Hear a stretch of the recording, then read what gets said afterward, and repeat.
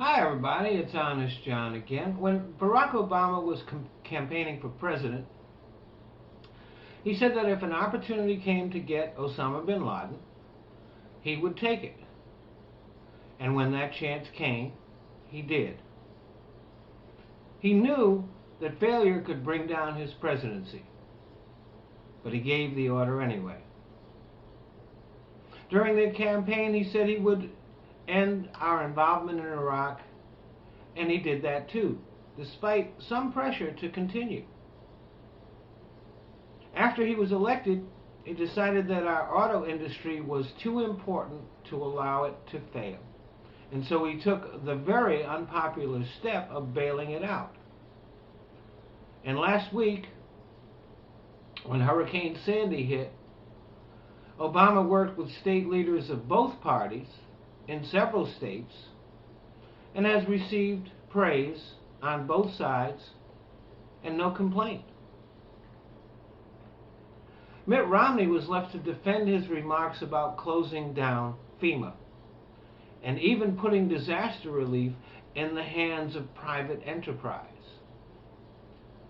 Faced with the reality of the storm and the government's response to it, Romney flip-flopped again. Of course he wouldn't shut down FEMA. Now, flip-flopping is nothing new in Romney's case. We have watched him change from a Massachusetts liberal to a Deep South conservative over the course of this campaign. Well, let me tell you something. Flip-floppers are not leaders. A leader, sometimes, when it's necessary, has to face the wind and stride into it. Romney drifts with the breeze. Just ask yourself this question. Is Mitt Romney even the leader of his own party? No.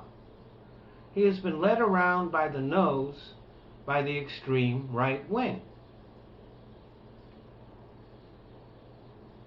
He could have, as McCain did, told the crazies and extremists that they were wrong. He didn't. During the primaries, no matter how far right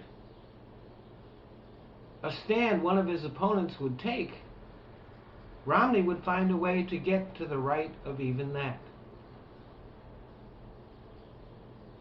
He could have told the birthers to shut up. He could have distanced himself from Donald Trump. Instead, he joined the chorus. He could have stood up for a woman's right to choose, which he once favored, or at least he said he did. Instead, he embraced the extremist religious fanatics, even saying that he would support a right to life amendment in the Constitution.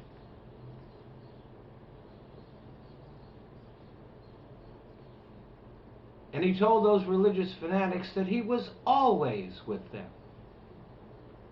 He could have proposed an economic plan that actually made sense. Instead, he put out a plan straight out of the conservative handbook that would return us to the policies that caused the economic collapse in the first place. And his choice of vice president was designed to curry the favor of the Tea Party. Paul Ryan is a worse choice than Sarah Palin. He is an extreme religious ideologue. And there's no way that he would be ready to assume the presidency. As a matter of fact, he is so extreme that, in case you haven't been paying attention, the Romney campaign has kind of placed a muzzle on poor Mr. Ryan. And when Romney made statements that his campaign walked back, he didn't even stand up to his own campaign. He never once told them, no, I said this because I mean it. So Romney is not the leader of his own campaign. He's not the leader of his own party. The question is, if Romney were elected president, who would be the leader of the country? It sure wouldn't be Mitt Romney. Thanks for listening.